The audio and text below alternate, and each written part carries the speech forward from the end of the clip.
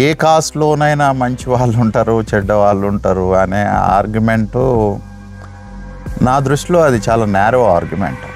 కానీ కృష్ణారెడ్డి ఇంపాక్ట్ అనేటటువంటిది నా లైఫ్లో అత్యంత కీలకమైనటువంటిది.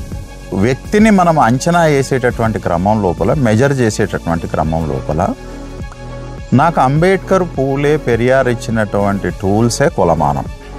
నువ్వు ఎంత గొప్ప మార్క్సిస్ట్ అయినా సరే ప్యాట్రియార్కి కొంచెం నీలో ఉండొచ్చు. మహాభారత యుద్ధం అనేటటువంటిది బ్రాహ్మణ వర్గము క్షత్రియ వర్గాన్ని ధ్వంసం చేయటం కొరకు నడిపినటువంటి ఒక యుద్ధము అని చెప్పి ఆయన అనిహిలేషన్ ఆఫ్ కాస్ట్ లోపల మాట్లాడతారు. రామ్ గోపాల్ వర్మకు ఫిజికల్ అటాక్ ఉండదు, రాజమౌళికి ఫిజికల్ అటాక్ ఉండదు, ఇంకొక ఎవరో ఎథియిస్ట్కు physical. Why? It is because of their caste. If you turn in any direction there is a monster, the monster is caste. అయితే అఫ్జల్ గురు మీడియాతోటి ఒకసారి మాట్లాడుతున్న క్రమం లోపల ఆయన మూలాల గురించి చెప్తాడు. ఆయన మూలాల గురించి ఆయన చెప్తూ ఏమంటాడని అని అంటే, my forefathers who are belongs to the Brahmins అని అంటాడు. హిందూ అనేటటువంటి మతాన్ని బండి సంజయ్ లాంటి వాళ్ళు మాట్లాడతారు, నరేంద్ర మోడీ లాంటి వాళ్ళు మాట్లాడుతూ ఉంటారు. But Brahmins won't speak that Hindu. Atheism ఒక జీవన విధానం అనుకున్నప్పుడు అది కూడా మార్క్సిజం కూడా మతమే, సోషలిజం కూడా మతమే. ఇప్పుడు అంబేద్కరిజం కూడా ఒక మతం అంటారు సార్. ఆ కాలము ఎంత భయంకరంగా ఉంటుంది అని అంటే, తెలంగాణ మూమెంట్, నువ్వు తెలంగాణకు అనుకూలమా కాదా? నేను అనుకూలం సార్. ఒక దశలో సోషలిస్టు ద్రోహి అంటాడు, ఒక దశ లోపల తెలంగాణ ద్రోహి అంటాడు, ఒక దశలో హిందూ ద్రోహి అంటాడు, ఒక దశలో దేశ ద్రోహి. అంటే మన మానవ చరిత్ర మొత్తం పరిణామం లోపల మనం ద్రోహులమా కాదా ప్రూవ్ చేసుకోవటానికే సరిపోతుంటుంది జీవితకాలం అంతా. అంటే మొత్తం మానవ చరిత్ర లోపల అత్యంత శక్తివంతమైనటువంటిది ఏంటిది? అందరికీ జై భీమ్, జై ఇన్సాన్. ఈరోజు ఎంఎన్ఎస్ బోరబండ సోపతి క్లబ్ మరియు ఎంఎన్ఎస్ అల్వాల్ క్లబ్ నుంచి ప్యాక్పెట్ సెంటర్కు రావడం జరిగింది. ఈ ప్యాక్పెట్ సెంటర్ ఇప్పుడు మన తెలుగు రాష్ట్రాలలో దళిత బహుజన విద్యార్థులకు ఎంతగానో ఉపయోగపడుతూ వాళ్ళ పై చదువుల కోసం ముందుకు వెళ్తున్నది. చాలామంది ఇక్కడ నుంచి చదివి వాళ్ళు ఉన్నత విద్యా సంస్థలలో ఇప్పుడు చదువుతున్నారు. విద్యాలయాలలో Azim Premji, Tata Institute of Science, JNU, Delhi University, Central University of Hyderabad, ఇలా చాలా విద్యా సంస్థలలో మన ప్యాక్పెట్ విద్యార్థులు ఉండడం జరిగింది. ఈరోజు అంటే ఈ ప్యాక్పెట్ డైరెక్టర్ అయినటువంటి డాక్టర్ అని బయట పిలుస్తారు సారు, నిజాం కాలేజీలో లెక్చర్ చెప్తే ప్రొఫెసర్ అని పిలుస్తారు అయినటువంటి డాక్టర్ సుదర్శన్ బాలబోయిన సార్ దగ్గరికి వచ్చాము. సార్ ప్యాక్పెట్ డైరెక్టరు, అదేవిధంగా అంబేద్కరైట్ మరియు బుద్ధిస్ట్ కూడా. సారు చాలా లోతైన విషయాలను చాలా సందర్భాలలో చాలా దగ్గర వివరించడం జరిగింది. మేమందరం సార్ వీడియోలు చూస్తూనే ఉంటాము. ఇప్పుడిప్పుడే సార్కి అనర్గమైన అంటే నాలెడ్జ్ విషయం అనేది ఉంది మన బుద్ధిజం, అంబేద్కరిజం పైన. చాలా వరకు సార్ విదేశాలకు కూడా వెళ్ళి అక్కడ అంబేద్కర్ జయంతి, బుద్ధుని జయంతి ఉత్సవాలలో పాల్గొని అక్కడ వాళ్ళకి కూడా క్లాసులు చెప్పడం జరిగింది. వాటిని క్లాసులు అనడం కంటే వాళ్ళకి ప్రవక్త ఇచ్చినట్టు అని చెప్పొచ్చు. అంటే ప్రవక్త అంటే మళ్ళీ క్రిస్టియన్స్ అయిపోతారు. అంటే సార్ మన ముందున్నాడు కాబట్టి సార్ తోటి మొదటగానే అంటే ఎన్నో రాసుకొని వచ్చాము. బాల్యం గురించి అడుగుదాం, మతం, కులము, కాంటెంపరీ ఇష్యూస్, ఇప్పుడు జరుగుతున్న విషయాలపైన అన్నిటి మీద అడగాలని ఉంది. కొన్ని విషయాలను అడిగే ముందు నేరుగా సార్కి ఒక క్వశ్చన్. సార్, మీకు అంబేద్కర్ ఎలా పరిచయం అయ్యాడు? అంబేద్కర్ అంటే విధానాలను, జాలాలలో నడవడానికి కారణాలు ఏమిటి? Welcome all of you. I was attracted towards Ambedkarism. ఓ రకంగా చెప్పాలి అని అంటే, నేను పుట్టి వచ్చిన ప్రాంతము, నేను చదువుకున్న ప్రాంతం లోపల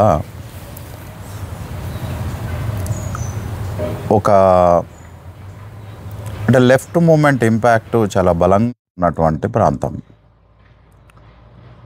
బాల్యం నుంచి ఆ ఇంపాక్ట్ అనేది నా పైన కూడా ఉండేది.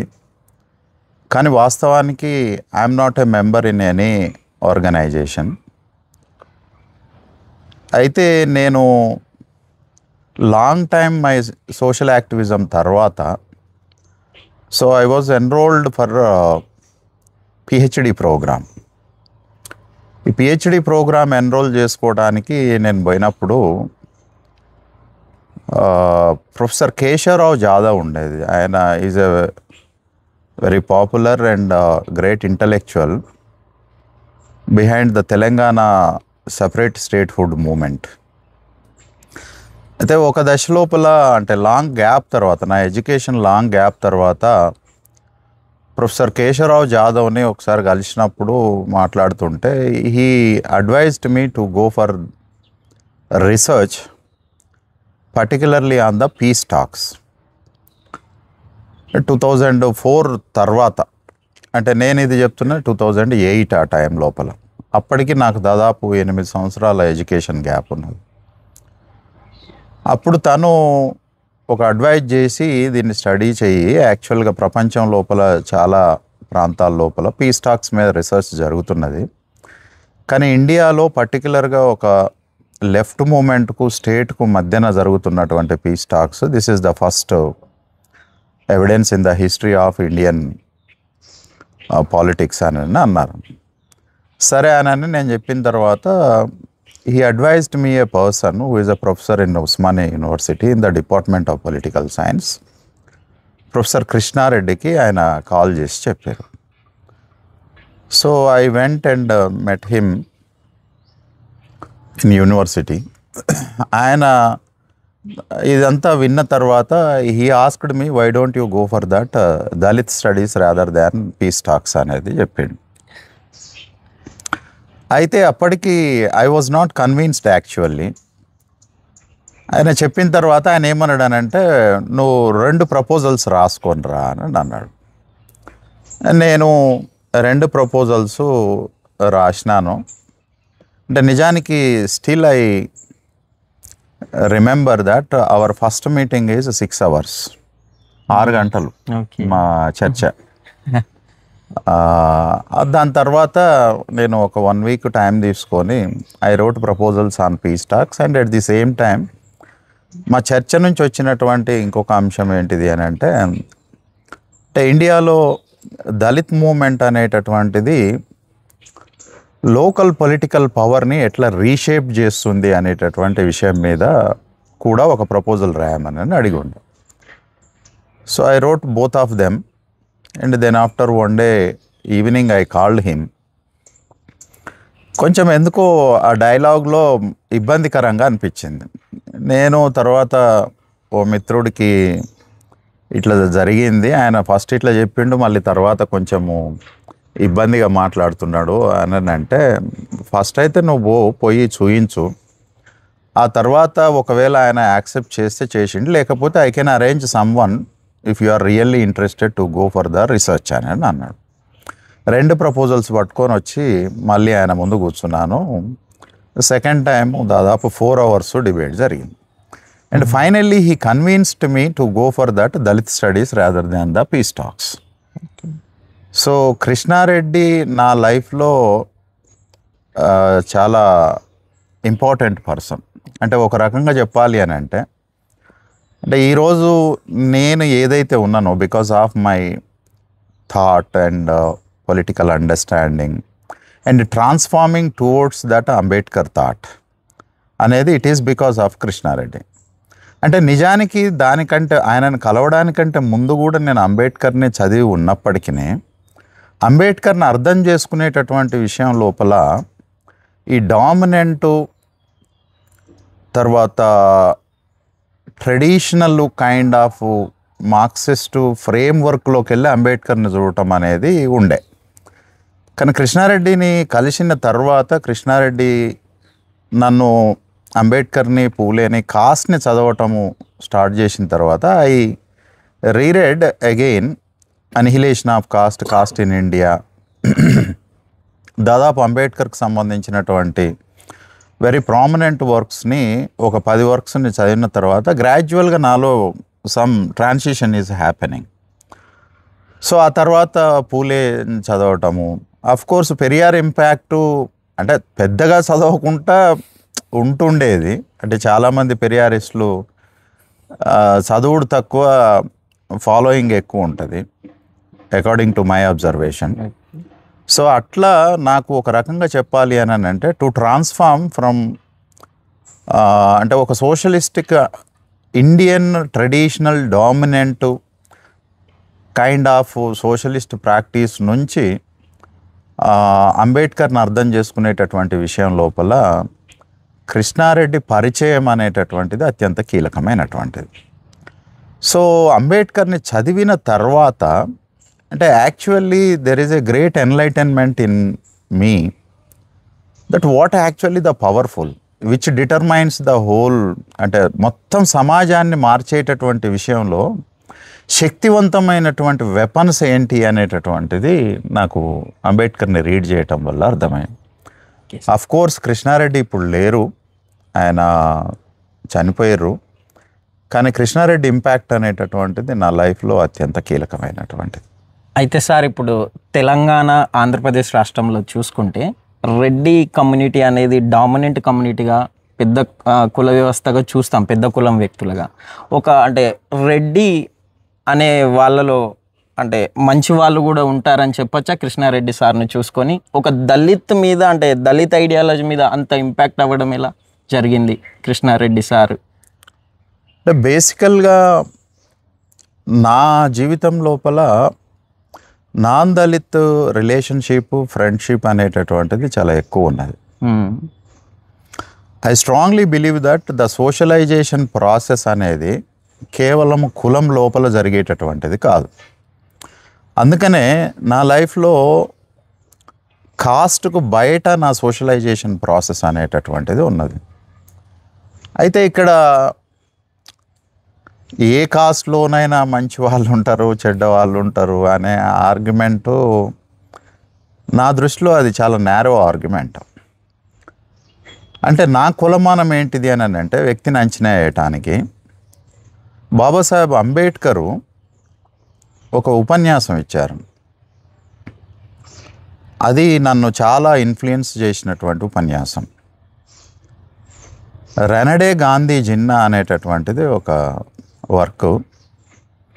నిజానికి చెప్పాలి అని అంటే కాస్ట్ గురించి థియరైజ్ చేసినటువంటి annihilation of cost in India, it's Genesis and mechanism కంటే కూడా మనుషుల్ని అంచనా వేయటం, మనుషుల్ని ఎట్లా చూడాలి అనేటటువంటి విషయం లోపల నా పైన అత్యంత ప్రభావం చూపించినటువంటి రైటింగు రెనడే గాంధీ జిన్నా వర్క్.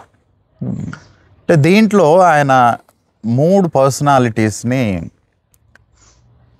అంచనా వేస్తూ Ambedkar give a great importance to the Ranade who is a Brahmin reformist. Jinnah Muslim, of course he is also a atheist. Gandhi Hindu fundamentalist, right. So వాళ్ళిద్దరికంటే కూడా చాలా గొప్ప అయినటువంటి లక్షణాలు ఆయన రనడే లోపల చూస్తాడు. అయితే ఇక్కడ నేను ఏమంటున్నానంటే వ్యక్తిని మనం అంచనా వేసేటటువంటి క్రమం లోపల, మెజర్ చేసేటటువంటి క్రమం లోపల నాకు అంబేద్కర్, పూలే, పెరియార్ ఇచ్చినటువంటి టూల్సే కొలమానం. నేను ఆ మెజర్మెంట్ల నుంచి మాత్రమే వ్యక్తుల్ని చూడటం మొదలు పెడతాను. అందులో భాగంగానే నేను కృష్ణారెడ్డి కంప్లీట్గా కాస్ట్ కాదు అని చెప్పి నేను చెప్పలేను, రైట్.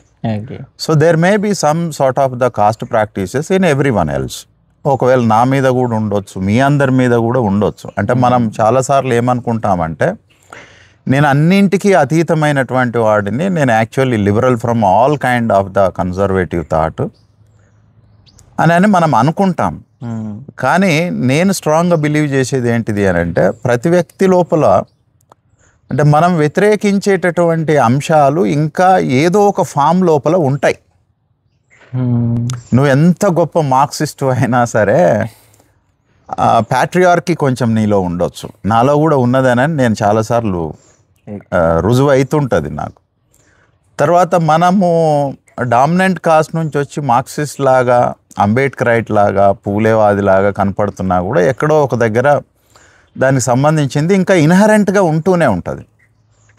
లేదు, వివిధ సందర్భాల లోపల మనం ఈ సామాజిక అంశాల గురించి మాట్లాడుతున్నప్పుడు మనం ఇచ్చేటటువంటి విశ్లేషణ కూడా నీ కాస్ట్కు సంబంధించినటువంటి ఆ మూలాల నుంచి వచ్చి చేసే ఇంటర్ప్రిట్. అందుకనే చాలామంది తత్వవేత్తలు ఏమంటారు అని అంటే నీ ఆలోచనలు అనేటటువంటిది నువ్వు పుట్టి పెరిగి వచ్చినటువంటి ఒక చారిత్రక నేపథ్యం నుంచి వస్తూ ఉంటాయి.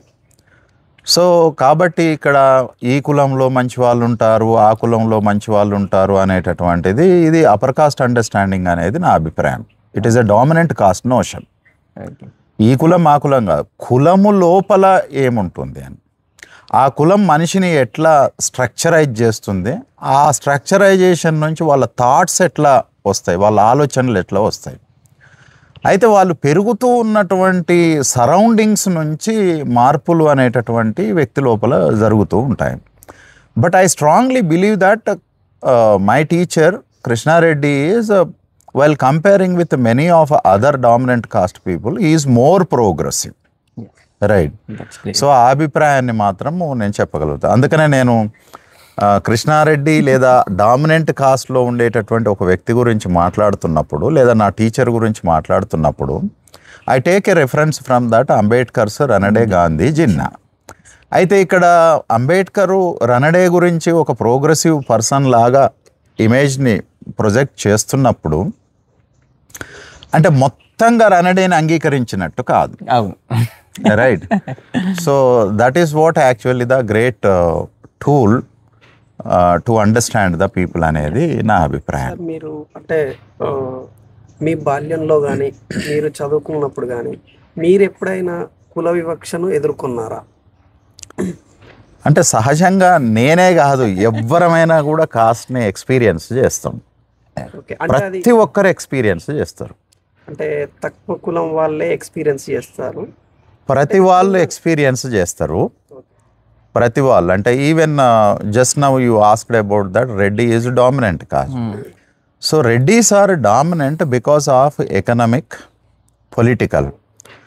బట్ నేనేమనుకుంటా అంటే సోషల్గా వాళ్ళు హైరార్కీ లోపల వాళ్ళు కూడా కిందనే ఉన్నారు. సోషల్ హైరార్కీ లోపల వాళ్ళు కూడా కిందనే ఉన్నారు. మీకు ఒక చిన్న ఎగ్జాంపుల్ చెప్తాను నేను. తెలంగాణ రాష్ట్రము బాబాసాహెబ్ అంబేద్కరు రాష్ట్రాలు ఎట్లా ఏర్పడాలి అంటే చిన్నవి అనుకున్నటువంటి రాష్ట్రాల అభిప్రాయాలు డామినెంట్ పాపులేషను ద్వారా అనగదొక్కబడకూడదు అనే ఒక మెకానిజంని ఆయన కాన్స్టిట్యూషన్లో పొందుపరిచాడు. దానివల్ల తెలంగాణ రాష్ట్రం ఏర్పడింది. అంటే తెలంగాణ నేనే తెచ్చినని చెప్తున్న కేసీఆర్ కూడా చాలాసార్లు బాబాసాహెబ్ అంబేద్కర్ ఇది కాన్స్టిట్యూషన్లో రాయబట్టి వచ్చింది అని చెప్పానని అంటుండు. కానీ తెలంగాణ రావడం మాత్రమే కాదు, తెలంగాణకు ముఖ్యమంత్రి కూడా ఒక శూద్రుడు. Of course is a dominant caste, but in the varna system is at the bottom of the varna layer. వచ్చిన రోజే ఆయన చీఫ్ మినిస్టర్ అయిన రోజు ఏం చేసిండు అని అంటే ఆయన చినజీయర్ స్వామిని పిలిచాడు. చినజీయర్ స్వామి తెలంగాణ వ్యతిరేకి, రైట్. చినజీయర్ స్వామి ప్రోగ్రెసివ్ థాట్కు వ్యతిరేకి. ఆయన మొత్తం సమాజాన్ని వర్ణా ఫామ్లోకి తీసుకొని పోవాలి. ఇప్పుడు కుల వ్యవస్థ అనేటటువంటిది రోజు రోజు బలహీనపడుతుంది, మరింత చిక్కనైన కుల వ్యవస్థలోకి తీసుకుపోవాలి అనేటటువంటి ఒక ఉద్యమాన్ని నడుపుతున్నాడు. ఇంకా బాగా చెప్పాలి అని అంటే తెలంగాణ ఉద్యమం, తెలంగాణ ఏర్పడిన తర్వాత తెలంగాణ అనేటటువంటిది శైవం నుంచి వైష్ణవం వైపుకు ఒక రాడికల్ ఫామ్ లోపల సీరియస్గా పోతా ఉన్నది. ఈ వోంట్ బిలీవ్ దట్ శైవ. సరే, ఈ దేవుడు ఈ విషయాలను అన్నిటిని పక్కకు పెట్టేసేస్తే సుమారు ఒక 500-600 సంవత్సరాల హిస్టరీలో తెలంగాణ అనేటటువంటిది శైవం, బౌద్ధం తర్వాత శైవం ఇక్కడ వర్ధిల్లినటువంటి ప్రాంతం. ఇప్పుడు ఆయన ఫస్ట్ టార్గెట్ ఏంటిది అని అంటే శైవాన్ని తెలంగాణలో బొందబెట్టి వైష్ణవాన్ని చాలా పెద్ద ఎత్తున ముందుకు తీసుకొని పోవటం అనేటటువంటిది ఆయన టార్గెట్. సో అందులో భాగంగానే ప్రతి మనిషి కాస్ట్ని ఎక్స్పీరియన్స్ చేస్తాడు. అయితే అంటే చాలాసార్లు ఏమవుతుంది అని అంటే మనం దేన్నైతే ఎక్స్పీరియన్స్ చేస్తామో దాన్ని మనము అవగాహన చేసుకోవటంలో విఫలం చెందుతుంటాం. సో అందులో భాగంగా నా అభిప్రాయం ఏంటి అని అంటే ఒక దళితుడు కాస్ట్ ఎక్స్పీరియన్స్ని ఒక అట్రాసిటీ లెవెల్లో ఎక్స్పీరియన్స్ చేస్తాడు, అంటే భౌతిక దాడి స్థాయిలో చేస్తాడు. ఒక రెడ్డి కాస్టు భౌతిక దాడి స్థాయిలో ఎక్స్పీరియన్స్ కాకపోవచ్చు, but he's also humiliated with that the other upper layers of the caste and varna system. అందుకనే అంబేద్కర్ ఏమంటాడు అని అంటే బ్రాహ్మణులకు క్షత్రియులకు మధ్యన కూడా కుల వివక్ష నడిచింది అని అంటాడు. హిస్టరీలో చరిత్ర లోపల బ్రాహ్మణులకు క్షత్రియులకు మధ్యన కూడా ఆయన అభిప్రాయం ప్రకారం మహాభారత యుద్ధం అనేటటువంటిది బ్రాహ్మణ వర్గము క్షత్రియ వర్గాన్ని ధ్వంసం చేయటం కొరకు నడిపినటువంటి ఒక యుద్ధము అని చెప్పి ఆయన అనిహిలేషన్ ఆఫ్ కాస్ట్ లోపల మాట్లాడతారు. అంటే దీన్ని బట్టి మనకు అర్థం కావాల్సినటువంటి విషయం ఏంటిదంటే పూలే కాస్ట్ని ఎక్స్పీరియన్స్ చేస్తాడు, పెరియార్ని ఎక్స్పీరియన్స్ చేస్తాడు. ఈ రిఫార్మర్సే వదిలేసేయండి అసలు మొత్తం. అంటే మోడర్న్ ఇండియన్ హిస్టరీ లోపల తీసుకున్నప్పుడు కూడా the first president of India also experienced the cost, right? Impact చేస్తుందా సార్ కులానికి? అదే నేను ఏమంటున్నానంటే కులము యొక్క అణిచివేత అనేటటువంటిది నీ వర్ణ సిస్టమ్ కాస్ట్ సిస్టంలో ఉండేటటువంటి నీ స్టేజ్ని బట్టి ఉంటుంది. నువ్వు కింద ఉన్నావు అనుకో నువ్వు ఎక్కువ పీడనకు గురవుతూ ఉంటావు, నువ్వు కొంచెం పైకి పోయినావు అనుకో తక్కువ పీడనకు గురవుతూ ఉంటావు. సో కంప్లీట్ పైన ఉండబడినటువంటి వాడికి పీడన ఉండకపోవచ్చు అనుకుంటాం. కానీ అంబేద్కర్ ఏమంటాడు అని అంటే ఇప్పుడు కాస్ట్ అనేటటువంటిది దళితులు, నిన్ననే ఒక మిత్రుడు సంపత్ యాదవ్ అనే అబ్బాయి, ఆయన ఎవరో నాకు తెలియదు, అబ్బాయో పెద్ద ఆయనో కూడా నాకు తెలియదు, బట్ హీ రోట్ దట్ నేను ఎందుకు యాదవ్ అని నా నేమ్కు సఫిక్స్ పెట్టుకుంటా ఉన్నాను అని రాస్తూ, అంటే కులం గురించి కులం యొక్క బ్యాడ్ ఎఫెక్ట్ గురించి ఒక దళితుడు మాత్రమే మాట్లాడతాడు అనేటటువంటి ఫాల్స్ నోషను ప్రస్తుత సిస్టమ్ లోపల ఉన్నది. నేను యాదవ్ అని పెట్టుకొని మాట్లాడటం వల్ల నా అభిప్రాయానికి లెజిటిమసీ ఉంటుంది అని అన్నాడు, రైట్? అంటే ఒక అభిప్రాయాన్ని బ్రాహ్మడు చెప్పినప్పుడు సమాజం ఎట్లా రిసీవ్ చేసుకుంటుంది, ఒక అభిప్రాయాన్ని శూద్ర డామినెంట్ కాస్ట్ చెప్పినప్పుడు ఎట్లా రిసీవ్ చేసుకుంటుంది, అదే అభిప్రాయాన్ని ఒక దళితుడు చెప్పినప్పుడు ఎట్లా రిసీవ్ చేసుకుంటుంది. నేను ఎగ్జాంపుల్ చెప్తా. చాలా సందర్భాల లోపల దేవుడికి సంబంధించినటువంటి చర్చ జరుగుతుంటుంది. అందుకనే నేను ఒక 10 ఏళ్ల క్రితము మీ మీటింగ్కి వచ్చినప్పుడు అంటే ఎథియిజం లోపల కాస్ట్ ఎట్లా ఉంటుంది అనే దాన్ని మాట్లాడినాను. అయితే I was denied to speak more. నాకు ఇచ్చిన టైం కంటే తక్కువ చేశారు. నేనేమంటానంటే మీ ఎథియిస్ట్ మూమెంట్ లోపల డామినెంట్ కాస్ట్లు ఉంటారు, వాళ్ళు ఎంత దాడిని ఎదుర్కొంటారు బిలీవర్స్ నుంచి, సామాజిక కుల వ్యవస్థలో అట్టడుగున ఉండే ఎథియిస్టు ఎంత తీవ్రమైనటువంటి దాడిని ఎదుర్కొంటాడు, రైట్? సో రామ్ గోపాల్ వర్మకు ఫిజికల్ అటాక్ ఉండదు, రాజమౌళికి ఫిజికల్ అటాక్ ఉండదు, ఇంకొక ఎవరో ఎథియిస్ట్కు physical. Why? It is because of their caste. ఎథియిస్ట్లకు కాస్ట్ ఉండదు అనే మీరు చెప్తున్న దాన్ని నేను బిలీవ్ చేయను. నేను ఇంతకుముందే చెప్పినాను కదా, అంటే నువ్వు ఏ ఫామ్లోనన్నా ఉండు, కాస్ట్ అనేటటువంటిది నీ మైండ్ మీద ఎక్కి కూసుంటుంది. దాని నుంచే నీ ప్రతిచర్య, నీ మాట, నీ ఆలోచన, నీ జీవితం, నీ స్నేహము, నీ ప్రేమ, నీ లవ్, నీ అవగాహన, నీ politics, everything is constructed by your cost only. So out of the cast their is nothing. అందుకనే అంబేద్కర్ గారు ఏమంటారంటే if you turn in any direction there is a monster, the monster is cost. Unless killing that monster you cannot transform anything else అని. భారతదేశంలో ప్రతి వ్యక్తి జీవితం లోపల కులం అనేటటువంటిది రకరకాలుగా అది ఆపరేట్ అవుతా వస్తూ ఉంటుంది. కాబట్టి బ్రాహ్మణు కూడా కాస్ట్ వల్ల ఎఫెక్ట్ అవుతాడు అని అంబేద్కర్ అంటాడు. అంటే ఎందుకు అంటాడు అని అంటే of course a Brahman may have that some privilege hierarchy లోపల, రైట్? కానీ సామాజిక జీవితం లోపల వాడు కూడా తనని తాను మిగతా మొత్తం ప్రపంచం నుంచి ఎలివేట్ చేసుకొని ఉండిపోతాడు. దాని మూలంగా బ్రాహ్మణ సామాజిక వర్గం లోపల కూడా ఉండాల్సినటువంటి మానవీయత, మానవ ప్రగతి అనేటటువంటిది ఉండదు అని చెప్తాడు. అయితే ఈ లేయర్ లోపల మనకేంటిది అని అంటే, కులం అనేటటువంటిది నీకుండేటటువంటి సంతోషాన్ని, ఆనందాన్ని, దుఃఖాన్ని, అవకాశాలని, పవర్ని, వీటినన్నిటిని డిటర్మైన్ చేస్తుంది. దాంట్లో భాగంగా ఎవడైతే హై పొజిషన్లో ఉంటాడో సోషల్ స్ట్రక్చర్ లోపల, వాడికి అది ప్రివిలేజ్ లాగా కనిపిస్తుంది, కింద ఉండబడినటువంటి వాడికి అది మరింత. అందుకని నేనేమంటున్నానంటే, అట్టడుగున ఉండేటోడేమో ఒక భౌతికమైన దాడికి కూడా గురి అవుతూ ఉంటాడు. సార్ ఇప్పుడు పైన ఉండేటోడేమో వాడు ఎక్స్పీరియన్స్ చేసేటటువంటి కాస్ట్ అనేటటువంటిది అంత తీవ్రతగా ఉండదు, but he also affected with that thought. అయితే ఇప్పుడు ఇక్కడ ప్రస్తుతం భారతదేశంలో ఉన్నటువంటి ముస్లింలు ఒకప్పుడు హిందువులు, వాళ్ళు ఇలాంటి క్యాస్ట్కు వాళ్ళు అనగబడి, సో వాళ్ళు they move to Muslim category, అంటే ఆ మతంలోకి వెళ్ళారు. క్రిస్టియన్స్లో కూడా కొంతమంది వెళ్ళారు. ఇప్పుడున్న ముస్లిమ్స్ కూడా అప్పటి హిందువులే అని చెప్పుకొస్తున్నారు. ఇది ఎంతవరకు కరెక్ట్ అంటారు? అంటే మనము ప్రతిదాన్ని ఒక 20 సంవత్సరాలుగా హిందూ ఫ్రేమ్వర్క్ నుంచి చూడటం అనేది చర్చ జరుగుతూ ఉంది. అయితే ఒక 20 సంవత్సరాలు, 50 సంవత్సరాలు, లేకపోతే ప్రీ కలోనియల్ టైమ్స్ లోపల హిందూ అనేటటువంటి వర్డ్ పెద్దగా వాడుకలో లేనటువంటిది. అయితే యాక్చువల్గా మనము బ్రాహ్మిన్స్ని చాలా కన్జర్వేటివ్ అని అనుకుంటాం, కానీ నా అభిప్రాయం లోపల బ్రాహ్మిన్స్ ఆర్ నాట్ కన్జర్వేటివ్. బ్రాహ్మణేతరులే more conservative. Brahmins are ready to transform in any kind of transformation if that helpful for them.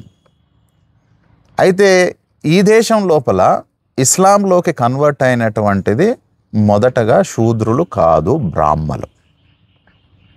Brahmins converted. క్రిస్టియానిటీలోకి మొదటగా కన్వర్ట్ అయినటువంటిది శూద్రులు, దళితులు కాదు, బ్రాహ్మిన్స్. రైట్. ఈ దేశం లోపల మొదటగా మార్క్సిస్టులు అయినటువంటిది బ్రాహ్మిన్స్. ఈ దేశంలో మొదటగా ఎథీస్టులు అయినటువంటిది బ్రాహ్మిన్స్. రైట్. అంటే సామాజిక పరిణామ క్రమం లోపల ప్రతిదాన్ని అందుకునేటటువంటిది లేయర్లో ఎవడైతే పైన ఉంటాడో వాడే అందుకుంటాడు. రైట్.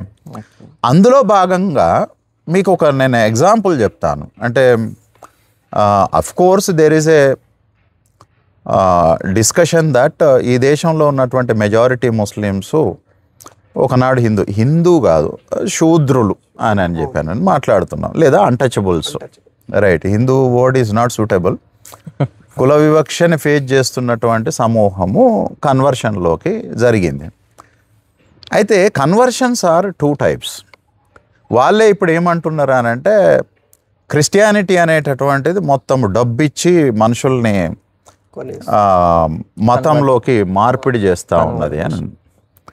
నేనేమంటున్నా అంటే, రాజశేఖర్ రెడ్డిని ఎట్లా మార్పిడి జరిగిండు, రాజా రామ్మోహన్ రాయ్ ఎట్లా మార్పిడి జరిగిండు, పండిత్ రమాబాయి ఎట్లా మార్పిడి జరిగింది, ఏమిస్తే వాళ్ళు మార్పిడిలోకి గురయ్యారు, వాళ్ళు ఎందుకు కన్వర్ట్ అయ్యారు? రైట్. సో రెడ్డి అయినప్పటికీ శూద్రులే కదా సార్. నేను అదే అంటున్నాను. అంటే ఒక డామినెంట్ కాస్ట్, ఇప్పుడు మనం మాట్లాడేది ఏంటిది అని అంటే, డబ్బు ఇస్తే కన్వర్ట్ అవుతారు అని. ఈ కన్వర్షన్ అనేటటువంటిది డబ్బు లేని వాళ్ళు, తినడానికి తిండి లేని వాళ్ళు కన్వర్షన్ అవుతారు అనే అర్థం లోపల చెప్తున్నారు. నేనేమంటున్నా అంటే, అసలు అది రాంగ్గానే కాదు. అంటే నా జీవితాన్ని ఎవడైతే అడ్రస్ చేస్తాడో నేను వాని సహచర్యంలోకి వెళ్ళిపోవటం అతి సహజమైనటువంటిది. అయితే నేను ఇక్కడ అడిగేటటువంటి విషయం ఏంటిది అని అంటే, చరిత్ర పరిణామ క్రమం లోపల ఇస్లాంలోకి ప్రవేశించిన వాళ్ళైనా, క్రిస్టియానిటీలోకి ప్రవేశించిన వాళ్ళైనా సరే అప్పర్ కాస్టే ఉంది. బౌద్ధంలోకి వాళ్ళే ప్రయాణం చేశారు. అఫ్ కోర్స్ బౌద్ధాన్ని ధ్వంసం చేయటం కొరకు ఒక ప్రయాణం చేశారు. సిక్కిజంలోకి పోయారు, సిక్కిజాన్ని ధ్వంసం చేయటం కొరకు పోయారు.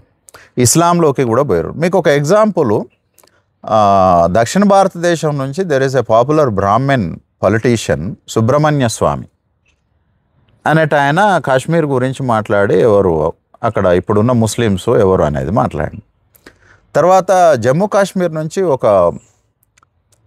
ఓల్డ్ కాంగ్రెస్ లీడర్ ఉండే ఆజాద్ కూడా ఆ ముస్లిమ్స్ ఎవరు గతం లోపల అని. ఇక దానికంటే ముందు 2014 లోపల మోడీని ప్రైమ్ మినిస్టర్గా ముందుకు తీసుకొచ్చేటటువంటి క్రమం లోపల, క్యాండిడేట్గా తీసుకొచ్చే క్రమం లోపల కాంగ్రెస్ పార్టీ బీజేపీ రాజకీయాల చేత ప్రభావితమయ్యి తను కూడా తనను తాను రక్షించుకోవటం కోసం తను కూడా మేము హిందువుల ప్రయోజనాల్ని రక్షించే ప్రయాణంలోనే ఉన్నామని చెప్పటం కొరకు అఫ్జల్ గురు అనే అతనికి ఉరిశిక్షణ అమలు చేశారు. అయితే అఫ్జల్ గురు మీడియాతోటి ఒకసారి మాట్లాడుతున్న క్రమం లోపల ఆయన మూలాల గురించి చెప్తాడు. ఆయన మూలాల గురించి ఆయన చెప్తూ ఏమంటాడని అని అంటే, my forefathers who are belongs to the Brahmins అని అంటాడు. మా పూర్వీకులు బ్రాహ్మణ నేపథ్యం నుంచి వచ్చినటువంటి వాళ్ళు. తర్వాత no, it is a historically proven thing, right? అంటే యాక్చువల్గా పరిణామ క్రమం లోపల మొదటగా వచ్చేటటువంటి ప్రతి మార్పు ప్రోగ్రెసివ్ అని మనం అనుకుంటే దాన్ని మొదటగా అందుకునేటటువంటిది పైనుండేటటువంటి వర్గాలే అందుకుంటాయి. పారిశ్రామిక విప్లవాన్ని వాళ్ళే అందుకుంటారు, ఎడ్యుకేషన్ని వాళ్ళే అందుకుంటారు, ఇంగ్లీష్ మీడియంని వాళ్ళే అందుకుంటారు, ఎథియిజంని వాళ్ళే అందుకుంటారు, సోషలిజంని వాళ్ళే అందుకుంటారు, సైన్స్ అండ్ టెక్నాలజీని వాళ్ళే అందుకుంటారు, అన్నింటిని మొదటగా వాళ్ళే అందుకుంటారు. అయితే మెజారిటీ ప్రజలు ఇప్పుడున్నటువంటి ముస్లిం లోపల ఎక్కువ మంది దళితులు, శూద్రులు అయ్యి ఉండవచ్చు. ఒక రకంగా చెప్పాలి అని అంటే, ఇప్పుడు క్రిస్టియానిటీలో కానీ, ఇస్లాంలో కానీ, సిక్కిజంలో కానీ, బౌద్ధంలో కానీ దళితులు, శూద్రులు అనేటటువంటిది ఈ మధ్య కాలంలో వస్తున్న వాళ్ళు. 100 ఏళ్ల క్రితం వచ్చిన వాళ్ళు కాదు. కానీ 100 ఏళ్ల క్రితం కూడా ఇప్పుడు మీరు మాట్లాడుతున్న రిలీజియన్ ఉన్నట్టు, రైట్? ఎక్సెప్ట్ మనకు ఇస్లాం ఒకటి పక్కకు పెట్టేసేస్తే, మొదటి దశ లోపల ఇప్పుడు ముస్లిమ్స్ పరిపాలన చేసినప్పుడు రాజ్యంతో అత్యంత దగ్గర సంబంధాలు ఉండాలి అని అనుకున్నప్పుడు వాళ్ళు సింపుల్గా మతం మారేసేసారు. ఎవరికైతే పొలిటికల్ పవర్ కావాలో వాళ్ళు సింపుల్గా మారేసారు. అప్పర్ కాస్ట్ మారారు, బ్రాహ్మిన్స్ మారారు, క్రిస్టియన్స్ వచ్చారు. పవర్ వాళ్ళ చేతులు ఉన్నది. Unless you join in to their religion you cannot manipulate the power at the grass root level, so that you converted in to the Christianity. So కొన్ని ప్రాంతాల లోపల బౌద్ధంలోకి ప్రయాణం చేశారు. అందుకని నేను ఏమంటున్నానంటే, బ్రాహ్మిన్స్ ఆర్ నాట్ కన్జర్వేటివ్. అంటే క్యాస్టిజము ఒక మిగతా మతాల కంటే హిందూ మతంలో ఎక్కువ ఉన్నదని మనం ఇప్పుడున్న భారతదేశంలో హిందూ మతంలోనే ఎక్కువ క్యాస్టిజం ఉంది సార్. అంటే కాస్టిజము ఎక్కువ ఉన్నది అట్లా కాదు. చర్చ ఏంటిది అని అంటే, కులాన్ని పుట్టించినటువంటి మతం, కులాన్ని ప్రాక్టీస్ చేస్తున్న మతాలు అని అర్థం చేసుకోవాలి, right? So of course cost is also existed in non Hindu religions, right? అంటే క్రిస్టియానిటీ లోపల కాస్ట్ ఉన్నది, ఇస్లాం లోపల కాస్ట్ ఉంది, బౌద్ధం లోపల కాస్ట్ ఉంది, సిక్కిజం లోపల కాస్ట్ ఉంది, దాదాపు అన్ని మతాల లోపల కాస్ట్ అనేటటువంటిది ఉంది. అంటే కాస్ట్ అనేటటువంటి దానికి నువ్వు గురి అయినవా, కాస్టు నీలోనే పుట్టుకొని వచ్చిందా, right? Cost in India it's Genesis and mechanism లోపల అంబేద్కర్ అంటే కులం పుట్టింది ఇక్కడ, దాని ఎఫెక్ట్కు గురి అయినటువంటి వాళ్ళు మిగతా వాళ్ళు కూడా, రైట్? అంటే కాస్టు మిగతా మతాల లోపల కూడా ఉన్నది. కానీ కాస్ట్ అనేటటువంటిది మిగతా మతాల యొక్క ఎసెన్స్ కాదు, దాని స్వభావం కాదు, అది వాళ్ళు దాని ఎఫెక్ట్కు గురి అయ్యారు. కానీ కాస్ట్ అనేటటువంటిది హిందూ రిలీజన్ యొక్క ఫండమెంటల్ నేచర్ అని అంటాడు అంబేద్కర్. అది నీ సహజ స్వభావం. అందుకని ఆయన ఏమంటాడనంటే, హిందూ మతం కులము ద్వారా మాత్రమే, కులం మూలంగా మాత్రమే బతుకుతుంది. కులము అనేటటువంటిది లేనప్పుడు హిందూ మతం అనేటటువంటిది ఉండదు అని అంబేద్కర్ అంటాడు. సార్, క్వశ్చన్ ఏంటంటే, ఇప్పుడు హిందూయిజం గురించి మాట్లాడుకున్నప్పుడు ఇప్పుడున్న దళితులు హిందూయిజంలో అంటే ఆ మను ధర్మశాస్త్రంలో ఫిట్ అవుతారా? అసలు దానికి సంబంధం ఉందా? అసలు వీళ్ళు హిందువులేనా ఇప్పుడున్న దళితులు? అంటే అకార్డింగ్ టు మనుస్మృతి, అంటే మీరు మనుధర్మం అన్నారు కాబట్టి, అకార్డింగ్ టు మను అధర్మ, దళిత్స్ అంటే ex untouchables are not actually a human beings, అంటే వాళ్ళు మనుషులు కూడా కాదు, రైట్. సో మనుస్మృతి లోపల కులం గురించి కాదు, వర్ణం గురించి మాట్లాడారు. వర్ణ is different and cost is different. దాన్ని పూలే అంబేద్కర్లు చాలా అద్భుతంగా విశ్లేషణ చేస్తారు. అయితే మనుస్మృతి యొక్క లక్ష్యం ఏంటిది అని అంటే వర్ణధర్మాన్ని తూచా తప్పకుండా ప్రాక్టీస్ చేయటం కొరకు సృష్టించబడినటువంటి వ్యవస్థ. వర్ణ స్ట్రక్చర్ లోపల అసలు దళితు లేనే లేడు, right. They are there in the caste structure. పంచమ గురించి ఎక్స్ప్లెనేషన్ లేదు అందులో. సార్ ఇప్పుడు అంటే వర్ణధర్మం లోపల పంచమ అనే ముచ్చటే లేదు. ఆ తర్వాత మనం ఇంటర్ప్రిట్ చేస్తూ మరి వీళ్ళని ఎట్లా మాట్లాడాలి అని అన్నాను. రెండవది, ఇప్పుడు సపోజ్ మరి వర్ణా సిస్టమ్ లోపల ముస్లిమ్స్ ఉన్నారా, వర్ణా సిస్టమ్ లోపల క్రైస్తవులు ఉన్నారా, వర్ణా సిస్టమ్ లోపల సిక్కులు ఉంటారా, బౌద్ధులు ఉంటారా, జొరాస్ట్రియన్స్ ఉంటారా? ఉండరు. కానీ వాటిల్లో వర్ణ లేదు కానీ కాస్ట్ ఉన్నది, right. So this is what we need to understand. అంటే హిందూ ఫ్రేమ్ వర్క్ అనేటటువంటిది it is a political expansion these days, not at the time of Manu, right. ఒక రకంగా చెప్పాలి అని అంటే మనకు కలోనియల్ టైం లోపల అన్టచబుల్స్ని హిందూ లోపల మర్జ్ చేయటము, అన్టచబుల్స్ని హిందూ కాదు అని చెప్పటం అనేటటువంటిది డిస్కషన్ అప్పుడు స్టార్ట్ అయింది. ఎట్లా అని అంటే suppose Gandhi speaks that untouchables also part of the Hindu system. Ambedkar told that Hindus are not part of the untouchables are not part of the Hindu varna system అని అన్నాడు. మేము హిందువులము కాదు అని చెప్పానని ఆయన అన్నాడు. We are not Hindus. హిందూ అని అంటే ఎవరు, మనం దాన్ని డిఫైన్ చేస్తున్నప్పుడు హిందూ అని అంటే ఎవరైతే వర్ణా సిస్టమ్ లోపల ఫిట్ అవుతారో they are the Hindus according to their own scriptures. So Gandhi ఏమంటుండు అని అంటే అన్టచబుల్ కూడా హిందూ అని అంటే no no no we're not Hindus, we're untouchables అని, రైట్. సో ఆ తర్వాత పోస్ట్ కలోనియలిజం, బ్రిటిష్ కలోనియలిజం తర్వాత అంటే బ్రాహ్మిన్ బికమ్ వెరీ వీక్.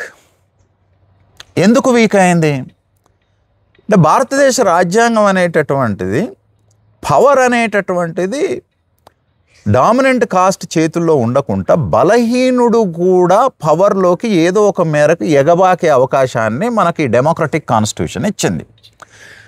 వాళ్లకు ఓటు హక్కు ఇచ్చి వాళ్ళు కూడా వాళ్ళ రూలర్ని డిసైడ్ చేసుకునేటటువంటి క్రమం లోపల the Brahmin Kshatriya political power is little bit weaken. అప్పుడు ఏం చేయాలి, వాళ్ళు వీక్ కాకుండా ఉండాలి అని అంటే ఏం చేయాలి, they need to bring others in to their fold. వాళ్ళు ఒక్కళ్ళే అయిపోతూ ఉన్నారు. They have to change the terminology, right. అప్పటి వరకు they are not interested to consider themselves as a Hindus. Gandhi అంటుండి హిందువులని, బ్రాహ్మణులు అనట్లే మేము హిందువులని. యాక్చువల్గా priestly Brahmins, spiritual Brahmins are not accepted that they are Hindus. వాళ్ళు హిందువులు అంటే వాళ్ళు ఒప్పుకోరు, మేము హిందువులము కాము. హిందూ అనేటటువంటి మతాన్ని బండి సంజయ్ లాంటి వాళ్ళు మాట్లాడతారు, నరేంద్ర మోడీ లాంటి వాళ్ళు మాట్లాడుతూ ఉంటారు. But Brahmins won't speak that Hindu. Of course మరి మీరు అనొచ్చు ఎందుకు ఆర్ఎస్ఎస్ చీఫ్ భాగవత్ మాట్లాడుతూ ఉన్నాడు కదా అని. Is a political Hindu. Savarkar is a political Hindu, right? Priestly Brahmins and spiritual Brahmins అంటే ఈ బ్రాహ్మణులలో కూడా ఒక హైరార్కీ ఉంటుంది. ఇప్పుడు మనం చెప్తున్నటువంటి సావర్కరు, తిలకు, మోహన్ భాగవతు వీళ్ళంతా కూడా Chitpavan Brahmins. Chitpavan Brahmins are political Brahmins, right. So priestly Brahmin ఎవరైతే ఉంటారో they are considered very high stature in the Brahmanical system itself. బ్రాహ్మణ వర్గం లోపలనే వాళ్ళు అత్యున్నతమైనటువంటి పురోహితుడు అనేటటువంటిది ఉన్నత స్థానం. పౌరోహిత్యం చేసేటటువంటి వాడు ఉన్నత స్థానం లోపల ఉండే. They won't accept they are Hindus. వాళ్ళ మతం ఏంటిది అని అంటే వైదిక మతం. వాళ్ళ మతం వైదిక మతం. అంటే వేదముని సూత్రంగా భావించినటువంటి మతమే వైదిక మతం. అందుకనే మీకు again I take the example of Chinna Jeeyar Swami the old speech. Hindu అని అంటే అది మనకు ముస్లిమ్స్ ఇచ్చినటువంటిది కాఫీర్ అని దుర్మార్గుడని ఏవేవో ఆయనకు తోచినటువంటి వివరణలు ఇస్తా ఉన్నాడు. రైట్. మనము హిందువులము కాదు. హిందూ అనే ఒక రివర్ ఉండే జియోగ్రఫికల్గా సింధు. సో సింధు వల్ల హిందూ అనేటటువంటిది వచ్చింది. మనము సింధు రివర్ బెల్ట్లో లేం కాబట్టి మనం హిందువులం కాదు. మనం కృష్ణా గోదావరి రివర్ బెల్ట్లో ఉన్నాము కాబట్టి ఒకవేళ జియోగ్రఫికల్ కనాలని అంటే మనం కృష్ణా గోదావరి సైతం తప్ప మనం హిందువులం కాదు. మన మతము వేదిక మతము అని చెప్పానని అన్నాడు ఆయన. అంటే దీన్ని బట్టి మీకు ఏమర్థమవుతుంది? మీరు ఏ ప్రీస్లీ పౌరోహిత్య బ్రాహ్మణులని తీసుకోండి, పూజారి బ్రాహ్మణ వర్గాన్ని తీసుకోండి, they don't accept to be identified as a Hindu. బయటికి మాట్లాడటం అనేటటువంటి ఎందుకు నేను అదే ఇప్పుడు చెప్తా ఉన్నాను. అంటే there political power is gradually weakening because of that democratic constitution. అందుకనే వాళ్ళు రాజ్యాంగానికి వ్యతిరేకం. వాళ్ళకి ఈ రాజ్యాంగం ఇష్టం ఉండదు. ఎందుకు ఇష్టం ఉండదు అని అంటే ఎవ్రీ మ్యాన్ ఈజ్ ఈక్వల్ అని అన్న తర్వాత సోషల్ హైరార్కీలో వాళ్ళు కూడా పడిపోతూ ఉంటారు. ఈ పడిపోయేటటువంటి రాజ్యాంగం వద్దు, మను రాజ్యాంగం స్మృతి అనేటటువంటిది కావాలి. ఎందుకు అని అంటే వాళ్ళకు ఒక ఉన్నత స్థానాన్ని ఇచ్చినటువంటిది. సో కాబట్టి వాళ్ళు they don't believe that even they are Hindus. నువ్వు కాదు, వాళ్ళే వాళ్ళని హిందువులు అనేటటువంటి దాన్ని యాక్సెప్ట్ చేయరు. అసలు హిందూ అనేది మతమే కాదు, హిందూ మతము కాదు. కానీ political in the transition of the cultural practices, so దాన్ని మనం హిందూగా కొన్ని వందల సంవత్సరాల నుంచి కన్సిడర్ చేసుకుంటూ వస్తున్నాం. రైట్. నేనేమంటున్నానంటే హిందూ అనేటటువంటిది జోగ్రఫీనా, హిందూ అనేటటువంటిది కల్చరా, హిందూ అనేటటువంటిది రిలీజనా? వీళ్ళందరికీ ఐడియోలాగ్ ఎవరు? సావర్కర్. రైట్. సో సావర్కర్ అనేటటువంటిది హిందూ రిలీజన్ కాదు. సావర్కర్కి హిందూ అనేటటువంటిది ఒక జాతిగా నిర్మాణం చేయాలి అని నన్ను, it is a program for him. ఆయన ఏమన్నాడు అని అంటే భారతీయత కలిగినటువంటి వాళ్ళు హిందువులు, అది హిందుత్వ అని అన్నాడు.